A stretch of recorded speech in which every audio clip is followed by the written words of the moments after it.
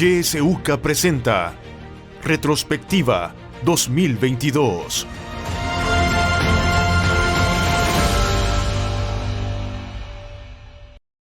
Muy buenos días, gracias por acompañarnos en Retrospectiva 2022. Este es el último programa de este año. Hemos querido desde YSUCA llevarle en este programa pues diferentes temas del acontecer nacional durante el año 2022. En esta ocasión vamos a hablar sobre elecciones 2024. ¿Estamos a las puertas de un fraude electoral? Es la pregunta que nos vamos a plantear. Para abordar este tema me acompañan Ruth López, jefa jurídica anticorrupción y justicia de Cristo Sal. Le damos la bienvenida. Muchísimas gracias, muy buenos días. Es un placer estar aquí con la audiencia. Gracias. También está con nosotros Enrique Anaya, abogado constitucionalista. Muy buenos días. Muy buenos días, Kenia. Gracias por la invitación y gracias por la oportunidad de compartir, digamos, ya casi prácticamente a fin de año aquí con Ruth, que ya tenemos ratito de estar en estas luchas ciudadanas. Así es, y qué gusto tenerlos por primera vez en YSUCA juntos, Así ¿verdad? Es, la primera vez. Así es, qué buena, qué bonita experiencia. Bueno, vamos a hablar de este tema, como dije, de las elecciones 2024, y aunque parece un poco lejano todavía, Ruth y Enrique, yo creo que es importante abordar este tema porque ha generado, pues, por un sector, preocupación, incertidumbre también, ¿verdad? Sobre todo a partir de que en septiembre el presidente de la República anunciara que quiere seguir en la presidencia, pese a que la Constitución se lo prohíbe, ya se ha hablado mucho sobre eso. Pero también ha surgido la ley del voto en el extranjero, que también ha generado bastantes reacciones. Hablemos entonces sobre eso. ¿Consideran ustedes que en las próximas elecciones cabe la posibilidad de un fraude? Comencemos, Ruth. A ver, lo primero que hay que es definir qué es un fraude electoral. Una cosa es el delito de fraude electoral que está tipificado en el artículo 295 del Código Penal, donde se establecen determinadas conductas que son consideradas como un delito en este caso y por supuesto tiene una pena incluso de prisión. Pero este es un tema que afecta directamente la voluntad popular bajo estas condiciones que están debidamente tipificadas en el Código Penal. Pero hay otras conductas que también alteran la voluntad popular y que se consideran fraude electoral, aunque no son consideradas delito.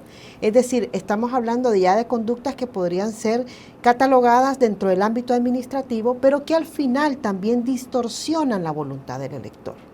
Entonces, ¿de qué estamos hablando? ¿No? Para aterrizar con ejemplos, ¿de qué estamos hablando? Bueno, por ejemplo, la propaganda electoral adelantada, eso produce un fraude electoral porque distorsiona la voluntad del elector. Por ejemplo, el financiamiento ilegal también produce un fraude electoral porque también distorsiona la voluntad del elector y atenta directamente con una calidad y con una cualidad que debe tener el sufragio, que es el voto libre. Esa libertad del voto no solo significa que las personas estén ajenas a cualquier presión al momento del ejercicio del sufragio, sino que también no existan condiciones externas que vayan a, vamos a decir, condicionar, ¿no?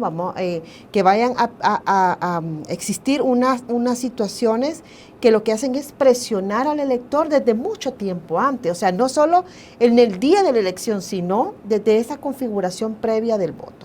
Entonces, cuando nosotros vemos si es posible o no es posible la existencia de un fraude electoral, insisto, tenemos que verla en estas dos dimensiones, una desde la perspectiva penal, otra desde la perspectiva administrativa, pero en todo caso, las dos producen una alteración de la voluntad del elector.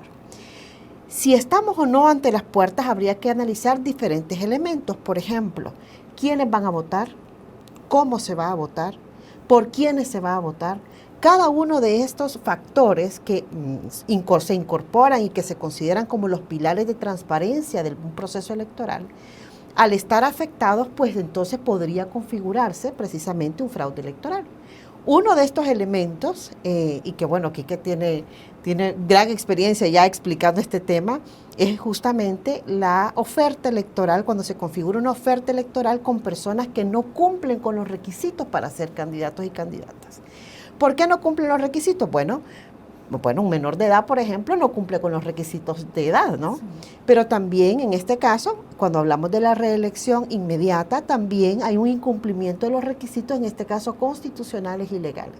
Entonces, Si nosotros tenemos en cuenta ese elemento, si además, por ejemplo, en el caso del voto desde el exterior, del que seguramente hablaremos un poquito más adelante, no tenemos certeza de quiénes son las personas que van a tener la posibilidad de votar, porque solo se ha dicho que van a votar, por ejemplo, en el caso de las personas que van a votar de manera presencial y electrónica, todos aquellos que tengan DUI con dirección en el país y que estén residiendo o que estén simplemente en el exterior. ¿Quiénes son? ¿Cómo vamos a saber si esas personas tienen o no tienen derechos, si fueron incorporadas o si están o no están dentro del registro electoral, si no sabemos quiénes son?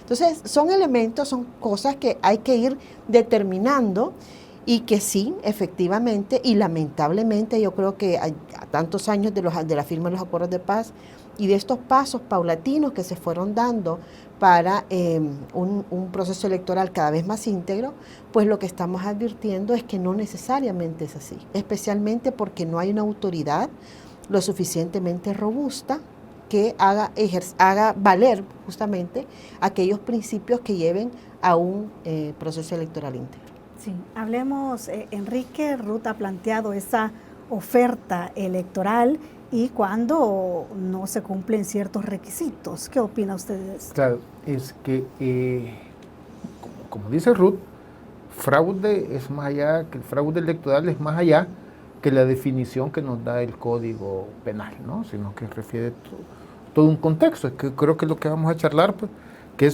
no es solamente lo del día de votar, o no es la clásica idea de votar, que digamos que hay un cómputo hay una alteración en el cómputo de los votos, ¿no? O la compra de votos. O la compra de votos. Porque ¿no? cuando se habla de fraude electoral es lo primero que se imagina uno, ¿no? Pensamos en fraude electoral, ¿no? Digamos, los tiempos de los gobiernos militares, del PCN, digamos que llenaban las urnas, ¿no? O que inclusive después, como dice, se paraba el conteo y ya lo que sucedió, digamos, en Honduras hace 2 años, o 4 años, 4 años y medio, ¿no? Que de repente iba el conteo a favor del señor Nasralla, se para el conteo, se van las luces, se vuelve a subir el sistema, no, fíjate que va ganando Juan Orlando Hernández. O sea, ese es el típico ejemplo de fraude electoral, ¿no? Pero como dice Ruth, hay muchos otros matices, ¿no? En la situación actual, ya vamos a hablar de la oferta, pero el contexto de... Ruth lo sabe eso muy bien, como experta en derecho electoral, digamos, todo el contexto de campaña anticipada, ¿no? Ahí andan, digamos, las gorras y todo, y los diputados, Bukele 2024-2029, ¿no? La Dirección de Obras Municipales pintan hasta de celeste los conos, ¿no? O sea, digamos, hay todo un contexto. Pero en el caso específico de la oferta, no hay duda que quizás lo más grave es el anuncio de la candidatura presidencial por parte del señor Bukele. En opinión de este servidor, el solo anuncio ya es el anuncio, digamos, de un fraude electoral. ¿Por qué? Porque él no cumple los requisitos para ser candidato. Porque para poder ser presidente, primero hay que ser candidato. Y el candidato debe de cumplir ciertos requisitos. Y uno de los requisitos que señala la Constitución es que no puede ser voy a ocupar la expresión que ocupa la Constitución, no puede ser quien está ocupando el cargo en el periodo inmediato anterior, no puede ser ni siquiera candidato a presidente.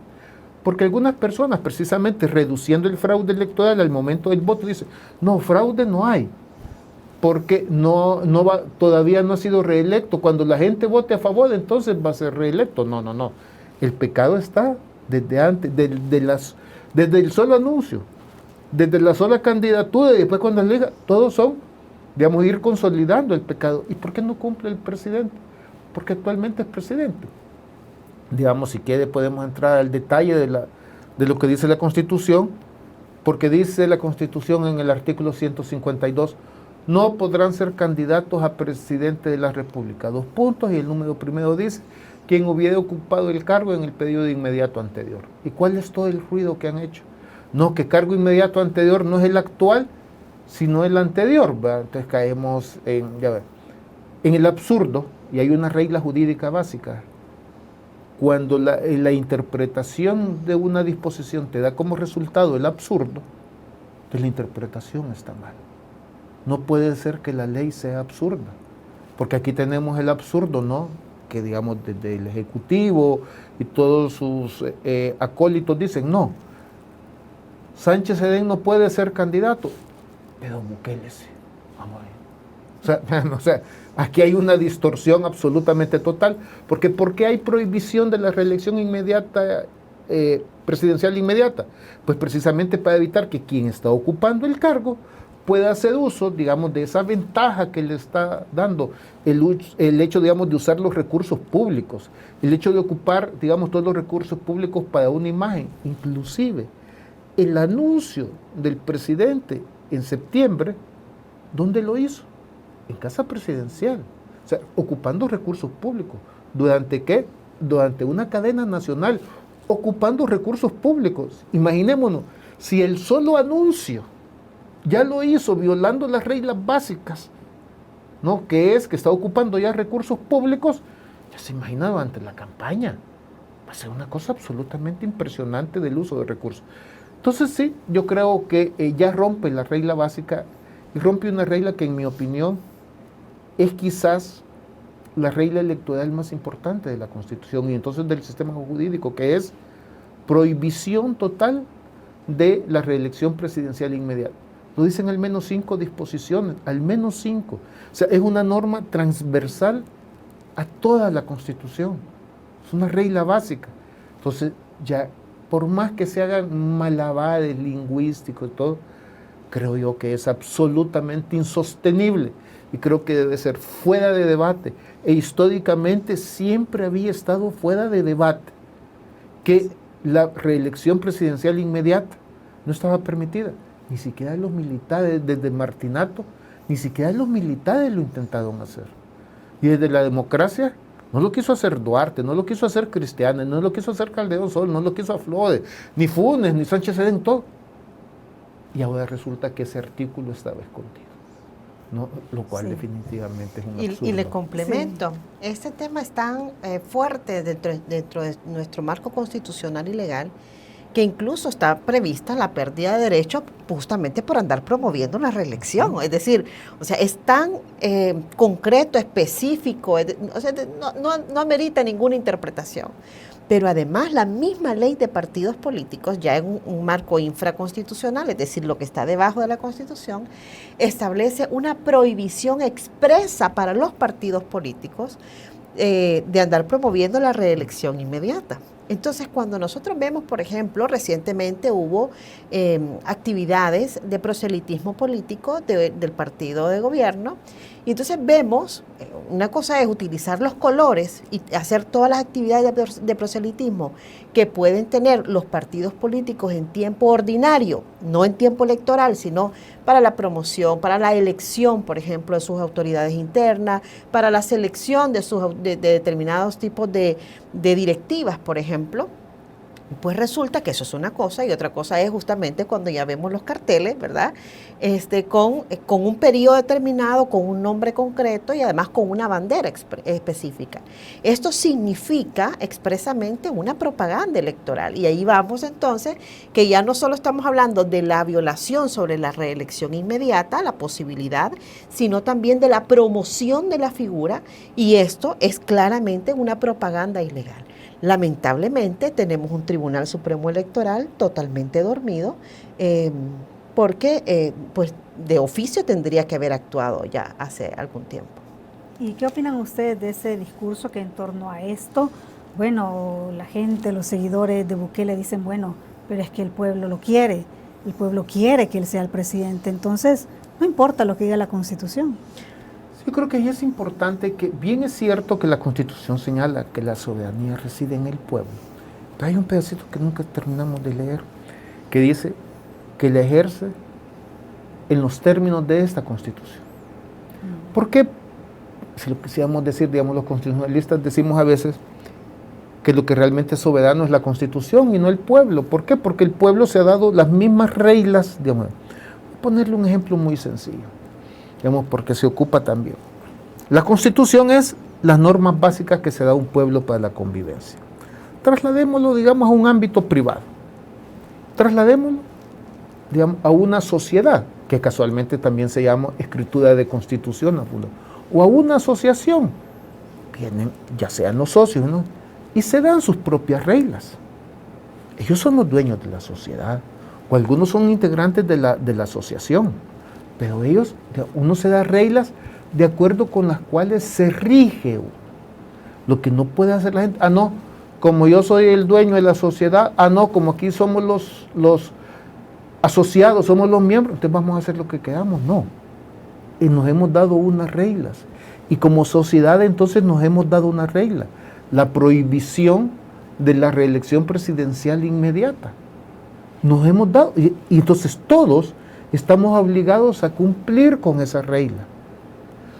Si no nos gusta, pues empecemos a imaginarnos cómo la vamos a cambiar. Pues lo que no podemos es hacer, violar la regla. Y aquí es importante, en una sociedad, digamos, moderna, y con moderna me refiero por lo menos de hace unos 300 años para ubicarnos, no moderna, digamos, de ayer hoy, los últimos 300 años, hay que entender que las sociedades, ¿no?, que el constitucionalismo más o menos tiene 350, 300 años, una constitución sirve, se ocupa una expresión para la evolución ordenada de los pueblos. Los pueblos definitivamente necesitamos evolucionar, pero debe ser ordenada, y eso que implica de acuerdo con la regla. Si rompemos las reglas, entonces significa que de nada sirven esas reglas. Entonces, bien es cierto, el pueblo es soberano, pero no se trata que el pueblo se dé los gustos como él quiera. Yo creo que Ruth, digamos, lo va a poder explicar mucho mejor esto por una sencilla razón: las reglas del fútbol. A eso voy. Las reglas del fútbol, porque hemos estado, digamos, ahorita que hemos estado en un ambiente futbolístico, ¿no? Sí, pero vamos a ver, siempre hay cosas que, y esto no implica, digamos, en cualquier democracia, así sea la más consolidada, nos vamos a mover dentro de los márgenes que nos da, ¿verdad? Por ejemplo, digamos, si me aprovecho y en un momento dado, si el árbitro está yendo por otro lado, le voy a pegar una zancadilla, digamos, al otro jugador. Bueno, hasta si puedo, y espero que no me vean, hasta voy a meter un gol con la mano, ¿va? Así, violó las reglas, sí, pero eso es muy distinto, digamos, que le voy a pegar una patada y le voy a quebrar, digamos, el tobillo al jugador contrario, o que voy a vendar al portero del equipo contrario, o que voy a poner, que es lo que creo que está sucediendo con el Tribunal Supremo Electoral, que voy a poner de árbitro principal a mi mamá, o que las mujeres, a mi mamá, y de árbitros de línea a mis hermanitos. No, espérame, eso no se puede. Entonces, las reglas hay que cumplirlas. Y en este caso nos hemos dado una regla que es tan importante, que está desde 1841, más de 180 años, que es la prohibición de la regla. Pues además de eso decimos que el sistema jurídico, que esa regla no se puede cambiar. Alguien me dice, no, pero si la queremos cambiar, busca cómo cambiar las reglas y todo. Pero en el sistema constitucional como la tenemos, no la podemos cambiar. Si las quieres cambiar, vamos a tener otro sistema constitucional. Y alguien diría, no, fíjate que a mí eso de la Meghan y Harry y la Isabel y todo me gusta, y queremos que El Salvador sea una monarquía. Una monarquía. Hay países que democráticamente, como Noruega, como Suecia, deciden una monarquía por votación. Bueno, vas a tener otro sistema. Pero en el sistema que tenemos, se trata entonces de cumplir con las reglas que tenemos. Le cuento, fíjense que, bueno, ahora que hemos pasado al Mundial, justamente en el último juego, veíamos cuando sacaron a Di María, ¿no? Nadie quería que sacaran a Di María, o sea, creo que la afición era así como, ¿y por qué lo sacaron? Entonces, incluso yo veía en los chats, decía, pero ese es un gran error. Y hay gente que empezó a decir, ¿y no lo pueden volver a meter? No lo podían volver a meter. ¿Por qué? Porque ya había salido del juego. Y esa es una regla justamente que así está establecida. Ya una vez que el jugador sale, ya no puede volver a entrar. Bueno, entonces con la reelección inmediata pasa lo mismo. Es decir, una vez que termina su periodo, ya no puede volver a entrar. Tiene que esperar a otro juego, en ese caso sería a otro proceso electoral para volver a participar. Y aquí el tema no es ganar un juego porque no es un concurso de aplausos. O sea, una cosa es, y qué bueno que goce del apoyo popular el presidente eventualmente, pero no solo él, sino cualquiera tendría que respetar las reglas. Y la ciudadanía, pues también reflexionar sobre lo siguiente.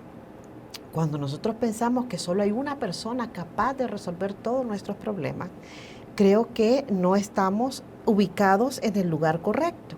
A partir de que, uno, que las soluciones de los problemas tienen que ser colectivos. Es decir, estamos hablando de una solución de la colectividad, de la comunidad. Eso es un primer tema. El segundo, cuando una persona está tanto tiempo en el poder, y eso pasa en cualquier parte, desde un gerente de la empresa, un director de una escuela, en cualquier parte. El director técnico del equipo. El director técnico del equipo. Pues lo que pasa es que ocurren acomodamientos, ocurren también ciertas prácticas, empiezan a ocurrir ciertas prácticas que en muchos países precisamente por eso es que no se permite la reelección inmediata y mucho menos la reelección indefinida. Aquí estamos todavía con el primer paso, pero yo no tengo la menor duda de que este es el primer paso de muchos otros.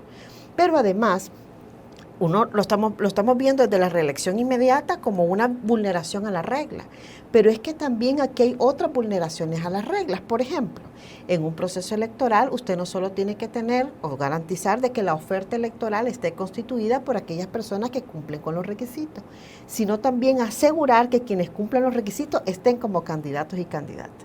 Entonces, en este momento, a estas alturas, yo me cuestionaría incluso esa imparcialidad justamente de la que habla Quique, de si habrán una oferta electoral lo suficientemente robusta, lo suficientemente amplia para que la ciudadanía tenga la posibilidad de escoger. Porque ese es otro de los problemas. En Nicaragua, por ejemplo, elecciones hay. Lo que usted no tiene es la posibilidad de elegir. Entonces, ¿por qué no tiene la posibilidad de elegir? Bueno, porque los candidatos los detuvieron y están todavía detenidos, están presos. Entonces, ese tipo de situaciones yo creo que uno tiene que verlo en el contexto de un proceso electoral íntegro que tiene muchísimos factores, es decir, ahí estamos hablando desde la violencia política que hay que atender, el tema del registro electoral que ya estuvimos conversando, tenemos que ver el tema justamente de las reglas, del procedimiento, de los mecanismos para votar, y ahí uno de los temas es justamente el voto desde el exterior, que no significa que porque hay voto desde el exterior hay fraude electoral, de ninguna forma, porque tenemos que partir que el voto de los salvadoreños residentes en el exterior es un derecho, y creo que eso no es cuestionable. El problema es cómo se utiliza esos mecanismos que no están totalmente claros para vulnerar la misma voluntad de la gente.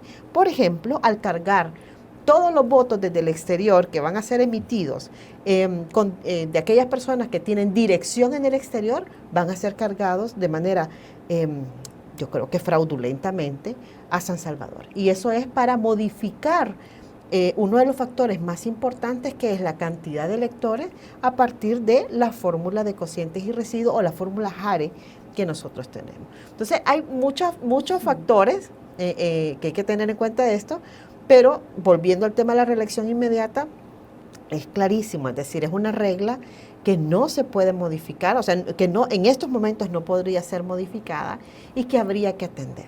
Y yo me pregunto, es decir, ¿por qué tanta insistencia en mantenerse en el poder? Podría simplemente, si el partido ha hecho buen trabajo, si el gabinete ha hecho buen trabajo, pues simplemente promover a otra figura y pues se somete a una elección, y si la gente lo quiere, pues que siga. Incluso el presidente podría mantenerse hasta como asesor, ¿no? Pero lo que estamos viendo es otro tema, ¿no? Lo que estamos viendo es un mandatario que no quiere levantarse de la silla, y cuando no quiere levantarse de la silla es porque algo escondido hay. Sin embargo, bueno, yo he escuchado algunas opiniones, no sé ustedes, que dicen, bueno, es que se están adelantando mucho porque ni siquiera se ha inscrito como candidato, y el presidente Bukele cuando dice una cosa luego dice otra. ¿Creen ustedes que el presidente podría retractarse de este anuncio que hizo, que quiere competir como presidente? Voy a especular, pero yo no lo creo. Digamos, esto, vamos a ver, el golpe de Estado que se hizo, digamos, al sistema jurídico el 1 de mayo, ¿no? Cuando se destituyen a los magistrados de la Sala Constitucional y se nombran 5 personas que en mi opinión son simples usurpadores, ¿no? ¿Cuál fue la primera decisión importante, por así decirlo, entre comillas, importante que tomaron? En septiembre, o sea, mayo, junio, julio, agosto, septiembre. Acababan de cumplir 4 meses. Y en un proceso para pérdida de derechos de ciudadanía, precisamente lo que ya señalaba Ruth, ¿no? Donde no es, el tema en debate ahí no es si se podía reelegir o no, ese no era el tema en debate, absolutamente para nada. Y muy peculiar que el proceso lo terminan por una resolución de sobreseimiento. ¿Qué significa sobreseimiento? Digamos, esta expresión de la jerga legal, que no me decido sobre el fondo del asunto. En 3 páginas, 2 y media, dicen, en este caso no me han presentado pruebas, dice, y por lo tanto sobreseo, es decir, no me voy a pronunciar sobre el fondo del asunto. Ese sería otro debate, si se podía sobreseer o no, pero en fin. Y de suyo dicen, pero aprovechando que esto tiene que ver con reelección presidencial, vamos a revisar la jurisprudencia del año 2014, que señaló que el periodo eran 10 años. Revisan, escriben 24 páginas más, se habían resuelto en 2 páginas y media, el caso ahí terminaba, o sea, no hay prueba y el caso terminó. No, sin que nadie se los pida, dicen,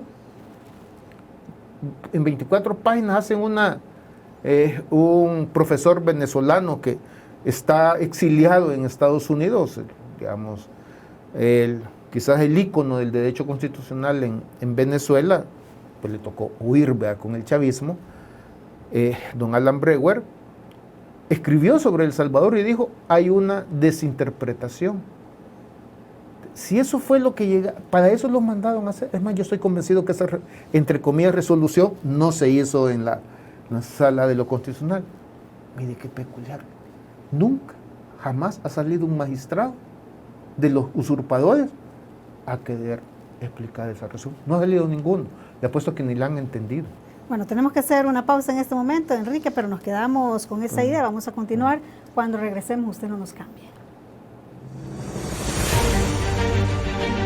Enseguida regresamos con más de Retrospectiva 2022.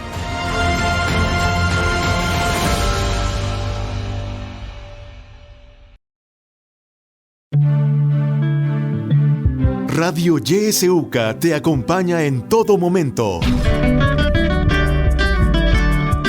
Sintonizas La Voz con Vos. YSUCA, siempre con vos.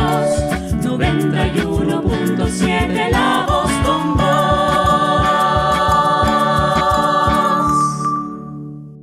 Allá va el mago González, el mago en el sprint, el mago ahí en la llegada, el mago entra al área y... Toda la información deportiva, nacional e internacional, la encuentras en 91.7 Deportes. Noticias, efemérides, entrevistas y más, solo por 91.7 Deportes. Todos los lunes, miércoles y viernes a las 11:30 de la mañana. 91.7 Deportes, aquí por Radio YSUCA. Hora 10. Que la realidad tome la palabra a través de la ciudadanía activa. No debemos permitir una privatización. Vivimos día a día la realidad. No pasa el barrendero barriendo la calle, va. Es imposible dar la espalda a la realidad. Felicitarlo por el programa que tienen, porque nos permiten comunicar nuestras preocupaciones. Porque la realidad es parte de nuestra historia. Hora 10. Escúchalo de lunes a viernes a partir de las 10 de la mañana.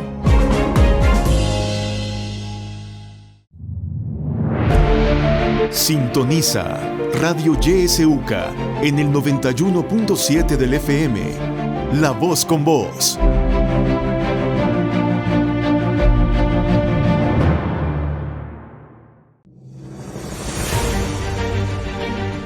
Continuamos con Retrospectiva 2022.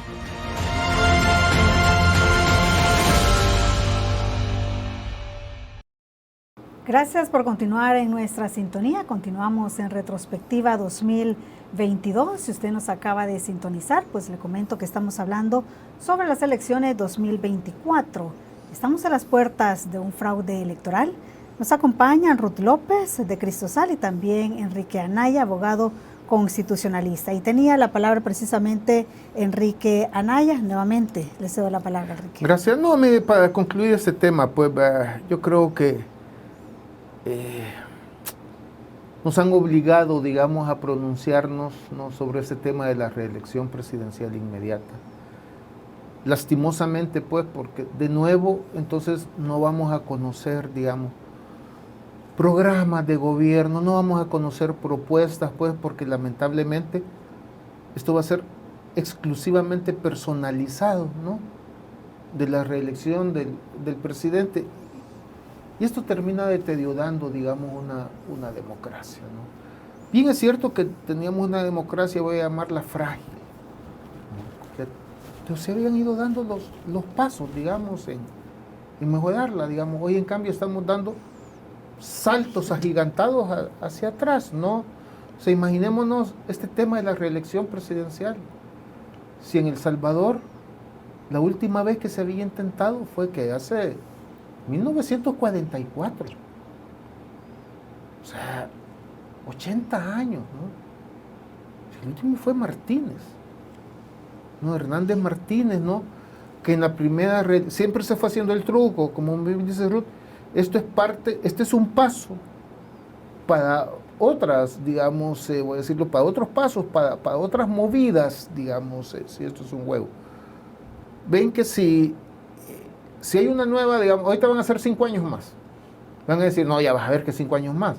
Pero como va a haber una nueva constitución de seguro, te van a hacer lo que hizo Martínez en el 36.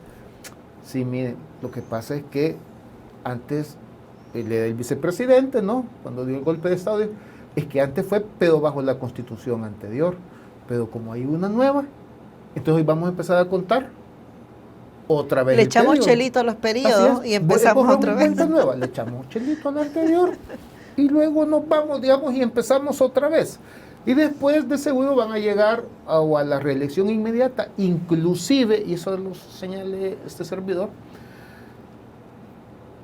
como los que siguen esta desinterpretación de que la prohibición no se aplica al presidente Bukele, de la misma forma, siguiendo la misma interpretación de ellos.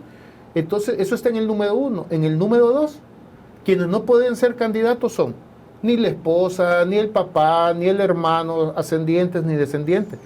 Pero si no se le aplica al presidente, entonces la prohibición tampoco se les aplica a los parientes de él. Entonces, la próxima va a ser, no, fíjense que yo no voy a estar. Va a estar mi esposa. Fíjense que yo no voy a estar. Va a estar mi hermano. Ya, ¿cómo terminó Nicaragua? ¿Quién es la vicepresidenta? O sea, digamos, entonces, este es todo un plan. Lo que yo le he llamado es volver a las dinastías familiares en El Salvador, que la última había sucedido prácticamente hace 100 años, ¿no? Con la dinastía Meléndez Quiñones. Hace práctica. Es absolutamente irnos para atrás. Este tema, lastimosamente, nos lo han traído a debate, pero a esta altura del siglo XXI, este no tendría que ser un tema de debate en El Salvador. Definitivamente que no. Y esto sucede también en otras partes del mundo. Sí, es que fíjese, Kenia, justamente eso le iba a comentar, porque hay varios modelos de reelección. Hay países que no permiten la reelección nunca. Por ejemplo, México y, por ejemplo, Guatemala. No tienen ninguna posibilidad de que un presidente pueda volver a participar alguna vez más en un proceso electoral. No se puede. Otros países tienen otro tipo de modelos, que son reelecciones que no son consecutivas, ¿no? Tienen que dejar descansar un periodo, que es el modelo que nosotros teníamos y el que tenemos. El modelo hondureño también tenía ese modelo, y así otros países de América Latina. Entonces no era posible esa reelección inmediata, sino que había que dejar descansar. Es lo que se llama una reelección discontinua, es decir, o no continuada. Y hay otros países que tienen una reelección continuada, y hay otros países que tienen una reelección continuada o continua e indefinida. Es decir, estamos hablando de varios tipos de reelección. Pero en todos los casos, fíjense que se ha utilizado esta modalidad de utilizar al judicial, al órgano judicial, a la máxima instancia constitucional, no es la primera vez que pasa. Es decir, esto es un modelo que ya en América Latina lo conocemos de memoria, ¿verdad? Lo mismo pasó en Nicaragua, por ejemplo. Pasó en Venezuela también, en Bolivia, justamente por eso se dieron los disturbios, hubo todo un proceso y ahora hubo una regularización de los procesos electorales, pero realmente lo que produjo todo ese fenómeno fue el tema de la reelección inmediata.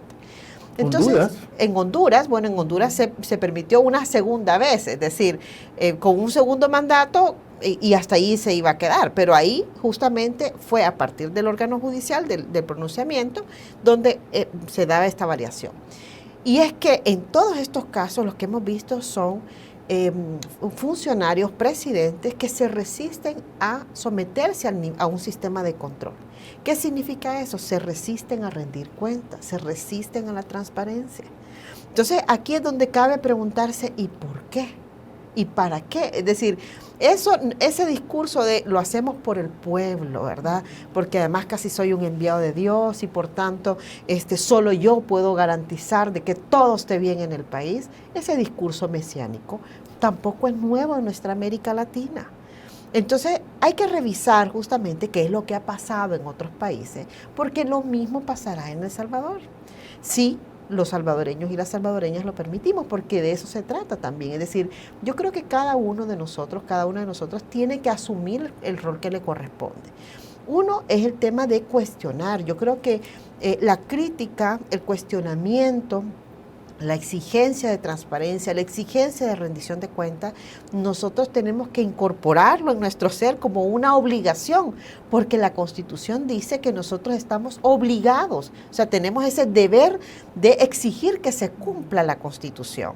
Entonces, si nosotros tenemos ese deber de que se cumpla la Constitución y en la Constitución hay un diseño republicano, democrático, con un equilibrio de poderes, por ejemplo, pues entonces lo que correspondería es que cada uno de nosotros y los que nos escuchan y nos ven a esta hora, pues precisamente reclamen esa exigencia de la transparencia, que es un mecanismo de participación, y de la rendición de cuentas. Que no solo nos conformemos con que nos digan en un tuit cuánto va a costar, por ejemplo, al presupuesto público, la famosa autoridad del agua, es decir, con salarios de $8,000, de $6,000, de $4,000, etcétera. Entonces, no es suficiente con que nos digan eso, sino que justifiquen por qué. ¿Por qué un funcionario debe tener ese salario y no otro? ¿Por qué un funcionario, por ejemplo, puede salir del país sin rendirle cuentas a la ciudadanía? ¿Quién paga ese vuelo? ¿Quién está favoreciéndose, por ejemplo, con la contratación pública? Hoy la contratación pública, casi todo el sistema de contratación pública ha sido modificado. Ha sido modificado incorporando la contratación directa como un mecanismo regular y no excepcional. Y sobre eso ya había sobrada jurisprudencia. Era un tema que no estaba en discusión. Se viene desde hace 20 años, 25 años mejorando eso, pues ya se venía, digamos, mejorando. Oye, en cambio eso ha desaparecido en todo el sistema. El derecho de acceso a la información. No, ya no existe. Así es, digamos, así es. Yo digo que está en coma, yo no digo que no existe, yo digo que está en coma, porque los muertos no reviven. Y yo aspiro a que el acceso a la información sea un mecanismo que se vuelva a utilizar y que la ciudadanía se apropie de eso. Todavía decía Sácaba. La mejor ley es la que no existe. La mejor ley es la que no existe. Pues claro, cuando estás de presidente, no que... Después mire, ¿sabe cuál están utilizando hoy? De estas cosas que uno recuerda, la justificación que se está utilizando en algunos casos para no dar información es porque eso atentaría contra la competencia. Justamente el mismo argumento que utilizó Mauricio Funes para no revelar los montos sobre la publicidad gubernamental. Entonces lo que estamos viendo es eso, un retroceso en este sentido. Y efectivamente un retroceso porque ya se había logrado, póngase, la publicidad de las versiones públicas de las declaraciones de patrimonio. Así es. De los viajes, los asesores que tenía, digamos, la Asamblea Legislativa y podía tener el Ejecutivo. O sea, se había luchado. Los nombres de las personas. O sea, a ver, cuando una persona acepta un empleo en el sector público, no solo acepta el beneficio, los beneficios de los salarios, de las prestaciones, sino también la responsabilidad.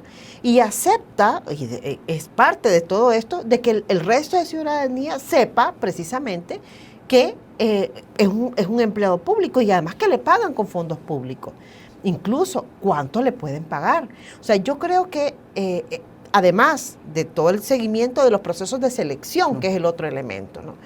Pero cuando usted revisa los portales de acceso a la información de las instituciones, advierte que esos portales están desactualizados. Hay información que ya no se coloca. El de los nombres, por ejemplo, es un criterio que revirtió el propio Instituto de Acceso a la Información, que hoy es un instituto de la opacidad en todo caso, porque lo que hace es no responder a las necesidades ciudadanas de acceso a la información. Y esto está comprobado. Hay un estudio muy importante de Acción Ciudadana que revela precisamente cómo ya nos está dando respuesta favorable a la ciudadanía para que pueda acceder a la información. Entonces tiene que venir, por ejemplo, un fenómeno como Guacamaya Leaks, que nos enteremos porque hay una extracción de documentos, una revelación de documentos, y advirtamos las barbaridades que se están haciendo dentro del gobierno, donde lo que correspondería, en todo caso, es, uno, que la ciudadanía exija una respuesta, que la ciudadanía exija cuenta, pero además que los funcionarios, los más altos funcionarios, investiguen, porque es lo que corresponde, porque puede ser que no sepa. Supongamos que uno no sabe qué es lo que está pasando en su casa, a veces no sabemos ni siquiera los padres, ¿verdad?, qué es lo que hacen nuestros hijos, supongamos, pero cuando ya nosotros tenemos indicios, ¿qué es lo que hacemos? Investigar, averiguar. No cerramos los ojos. ¿Por qué? Porque cerrar los ojos implica tener consecuencias más graves posteriormente. Y eso es lo que está pasando en El Salvador. Y veamos, sobre todo eso se ha llevado, la opacidad ya se ha llevado tan generalizado, que lo vemos quizás, digamos, de los extremos a donde ha llegado la opacidad, es el tema de los nuevos jueces. O sea, tenemos la figura en este país de los jueces sin rostro. Que eso, desde los tiempos... O sea, desde los 90 que fue... Desde los 90 resolvió la Corte Interamericana que eso estaba absolutamente prohibido de acuerdo con la Convención Interamericana de Derechos Humanos. Pues aquí los hemos vuelto a esa figura de jueces sin rostro. Jueces que ahora en el régimen de excepción tienen una audiencia con 150 o 200 procesados. Ahí no hay absolutamente ningún derecho de una sala, entre comillas, sala de lo constitucional constituida por usurpadores que tienen no sé cuántos miles de peticiones de habeas corpus y que no resuelve. A efectos prácticos, en El Salvador el habeas corpus está suspendido. Y también desde los 90, dijo la Corte Interamericana, esa garantía del habeas corpus no se puede suspender. Entonces, y veamos, y regresemos, por eso aquí lo importante es, ¿por qué me quedo conservada ahí? ¿Por qué el señor Bukele dice, me tengo aquí que mantener? Y eso lleva al cierre de esa pregunta que nos hacía originalmente, y es que el uso y el abuso del poder, justamente cuando se utiliza desde la más alta jerarquía estatal, que en este caso es el presidente de la República, porque vivimos bajo un sistema presidencialista, justamente lo que lleva es a un fraude electoral. ¿Por qué? Porque recordemos que aquí vamos a tener 4 elecciones. Aquí hemos hablado apenas de la elección presidencial, pero ya, por ejemplo, las campañas está centrada, y no ha empezado la campaña, bueno, si ustedes ven campaña, ¿verdad? No están viendo realmente lo que está ocurriendo, si no la están viendo. En primer lugar, con el tema de los diputados, necesitamos los diputados para poder garantizar seguir, porque si vienen otros, entonces lo que van a hacer es quitar el régimen de excepción y sacar a todos los que están detenidos en libertad, etcétera. Bueno, ya andan en las comunidades regalando cosas, justamente, las mismas láminas. Hoy se llama kit de construcción, pero es la misma lámina, el mismo plástico, ¿verdad? Que tanto se criticó en el pasado. Entonces, y además con fondos públicos, porque todavía no nos han dicho si es con el salario de los diputados con que lo están pagando, ¿verdad? O sea, yo creo que estas son las cosas que debían transparentarse justamente para hacer las cosas de una manera diferente.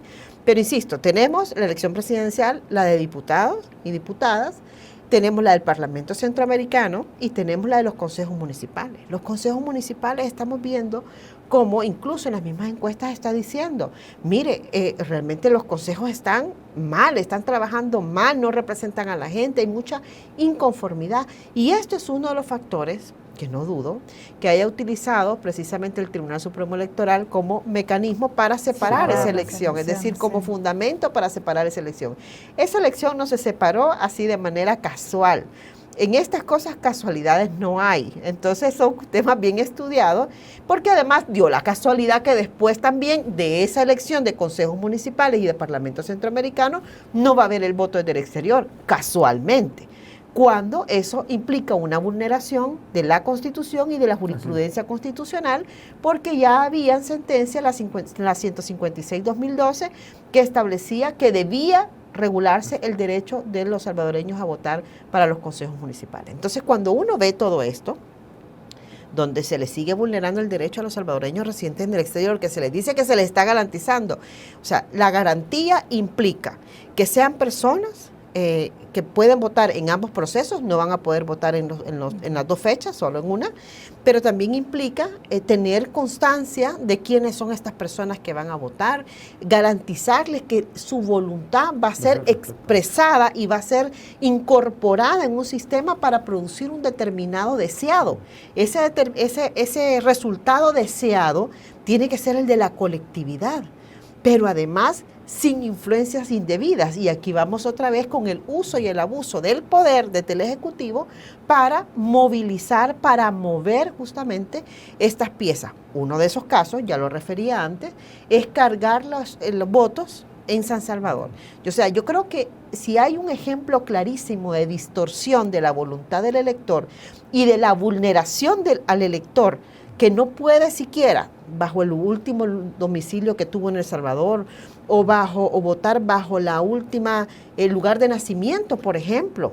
Que está clarísimo que la Constitución señala que la base del sistema electoral es la población. Aquí nos va a salir un número de diputados, una cosa rarísima, no sé si van a terminar cambiando también el número de diputaciones que se asignan a San Salvador. Lo más probable es que también no, nada me extraña. No, pero lo más probable es que la van a modificar para aumentar el número ahí, poderlo jalar. Ya la base del sistema electoral ya no es la población. Y atención, Quique, Kelia, según el Código Electoral, o sea, no se pueden hacer modificaciones a la regulación electoral un año antes. Esta fue una regla sumamente importante que se estableció porque en la Sala de lo Constitucional anterior y la Asamblea anterior todavía estaban emitiendo regulaciones 3 o 4 meses antes, y eso distorsiona la posibilidad y la capacidad del tribunal de poder implementar todas las medidas. Yo recuerdo cuando salió el tema de las listas abiertas, o sea, más allá de que yo no coincido con el tema técnico, ¿verdad?, pero más allá de eso, y que habría que cumplir esa famosa resolución, o sea, eso fue emitido en octubre, noviembre, ya habían sido convocadas las elecciones y las elecciones eran en febrero. Entonces, claro, eso lo que produce es un estrés institucional, pero además más gastos, un tema de planificación, etc. Entonces, ahora, después de todo aquello, hay una regla que dice que un año antes ya no pueden haber modificaciones. Entonces, vamos a ver todas las modificaciones que van a ocurrir, creería yo que tendrían que ocurrir en el mes de enero, y si no interviene esta famosa sala de lo inconstitucional, porque es una sala de lo inconstitucional, sí, a modificar ciertas reglas bajo intereses, porque son intereses eminentemente políticos partidarios. Sí, yo no tengo dudas que definitivamente, digamos, los usurpadores si alguien llega a presentar, digamos, algún tema y todo, siéndole franco, es que ni siquiera lo entienden, ni siquiera lo entienden ellos, ¿no? Así que, y no es hablar mal de ellos, estoy hablando bien de ellos, digamos, al decir que no lo entienden, porque ese es el mejor de los casos. Para no poner otros motivos para tal, digamos, tratándolos bien, voy a decir que no entienden. Ellos van a resolver cualquier cosa que les indique Casa Presidencial, así van a resolver. Así van a resolver, ¿no? Cualquier cuestión que les digan, ellos van a resolver siguiendo la instrucción de Casa Presidencial, ¿no? Hay que tener en cuenta que una de las personas que está usurpando funciones ahí, el mismo día que lo eligieron, el mismo día, digamos, lo eligieron como a las 11 y pico de la noche, ese mismo día era empleado de 5ª categoría en Casa Presidencial, era empleado de Casa Presidencial. Ocupaba la representación, tenía representación es cierto, del Estado salvadoreño. Es cierto. Es decir, no solo que trabajaba dentro del gobierno, eso es un tema incluso que podríamos analizar aparte, pero el tema es que ostentaba la calidad de representante del Estado salvadoreño ante instancias. O sea, aquí, volviendo al tema del fraude, de la integridad electoral, etcétera, yo creo que mucho de lo que vaya a pasar depende de las propias exigencias de la ciudadanía. ¿no? Y de lo que la ciudadanía también permita. Yo creo que es necesario precisamente insistir, continuar, motivar justamente, darle las explicaciones que correspondan a la ciudadanía, en el caso de la academia, de quienes trabajamos en ciertos temas especializados, etcétera, pero la ciudadanía tendría que movilizarse precisamente para exigir por ejemplo, procesos electorales íntegros, y dentro de eso me refiero a que no exista, por ejemplo, violencia política. ¿Cuánto nosotros nos vemos diariamente en redes sociales con temas de violencia política, violencia, y aquí violencia de género directamente, ¿no? Expresiones de violencia, eso es un tema. Pero otro, insisto, tenemos todo el tema de transparencia, tenemos el tema de la vulneración de la propaganda. Yo quiero que sepa la ciudadanía que cuando la propaganda electoral es una propaganda ilegal, eso es una influencia totalmente indebida, ilegítima, y por supuesto lo que hace es vulnerar su voluntad. Es decir, todo este sistema armado para actuar desde el poder del gobierno es justamente para incidir sobre su voluntad. Y todo esto sin la debida transparencia. Pero frente a todo esto que ustedes están mencionando, también me surge entonces la pregunta, bueno, si el Tribunal Supremo Electoral no está haciendo su papel como debería de hacerlo, usted menciona, bueno, vienen más reformas posiblemente, ¿verdad? Y frente a todo esto, entonces, ¿quién va a garantizar el derecho al voto del ciudadano? ¿Estamos entonces en un escenario de un voto libre realmente, Enrique? No quiero ser, digamos, dicen que no quiero ser pesimista, ¿no? Porque dicen que los optimistas son pesimistas mal informados, ¿no?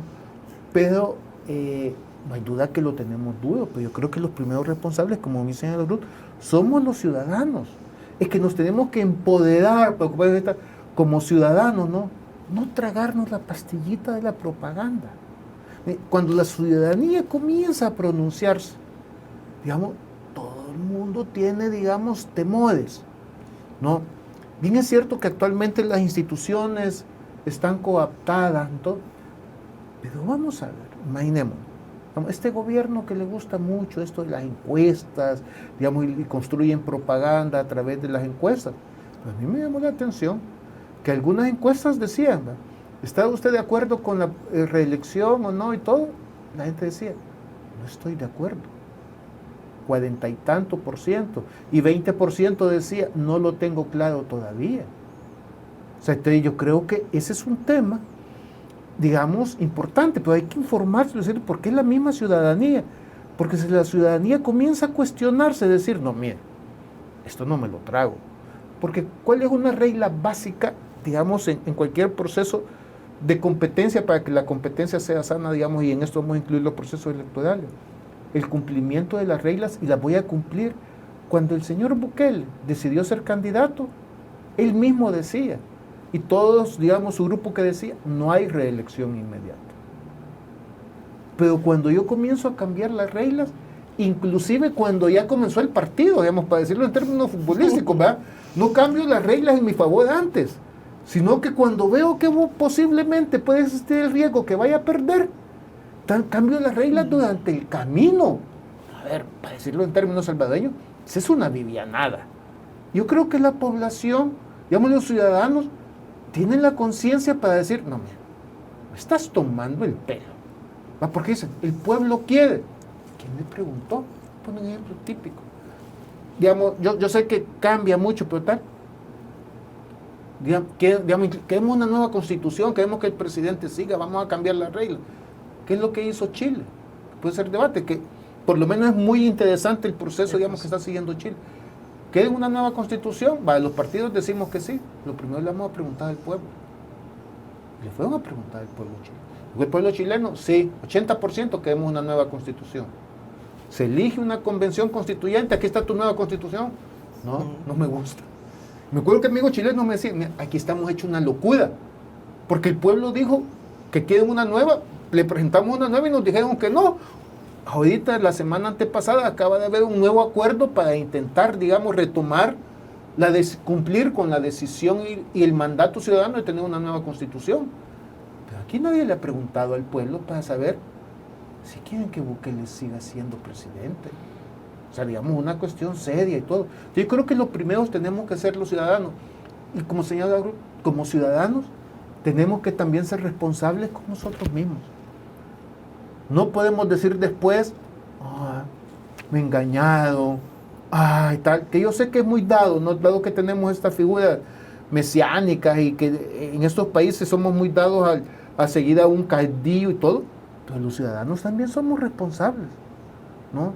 Si nosotros votamos y hemos votado por esa persona tal, y así me lo dijo una vez un diplomático, cuando dije, El Salvador tiene este problema con este señor y todo, ¿qué es lo que me dijo? Sí, pero es una responsabilidad de los salvadoreños haberlo elegido. Y entonces como diciendo, vean ustedes cómo hacen. Sí.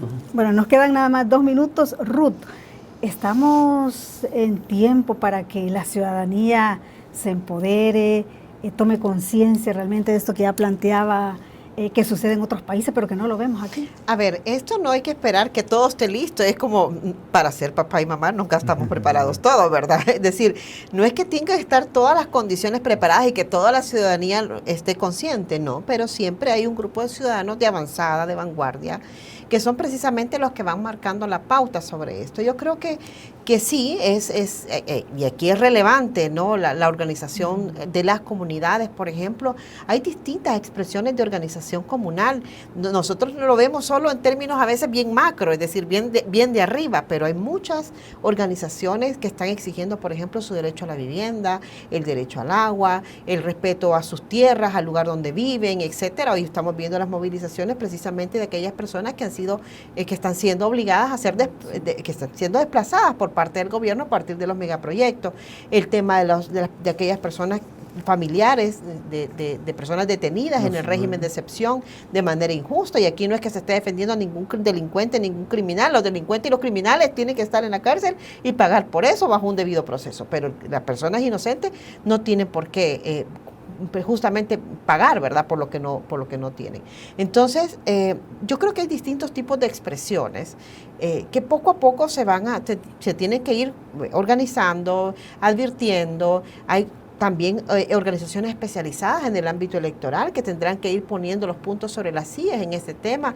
También está la comunidad internacional, que siempre ha sido tan valiosa en el caso salvadoreño, justamente en los acuerdos de paz hemos tenido ese acompañamiento internacional, el tema de la observación internacional que también pueda venir, y yo creo que hay que insistir en la denuncia, es decir, aunque creamos que las instituciones no funcionan, y aunque las instituciones nos demuestren que no funcionan, hay que insistir, es decir, hay que poner a funcionar, hay que insistir, hay que presentar denuncias, hay que presentar solicitudes de información, hay que requerir justamente, hay que movilizar, poner el sistema a funcionar a partir de las acciones que tenemos la ciudadanía, que tenemos en la mano y que tenemos la obligación de hacer.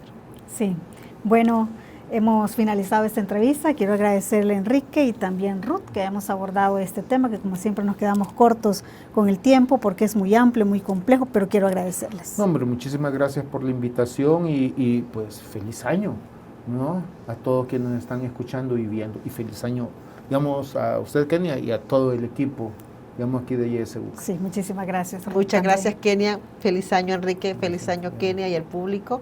Mis mejores deseos para el 2023 y hay que continuar luchando. Muchísimas gracias a usted también por haber sido parte durante todo este año de esta información pues de YSUCA, y también por habernos acompañado durante todo este mes en Retrospectiva 2022. Muchísimas gracias, que tenga un excelente día. YSUCA presentó Retrospectiva 2022.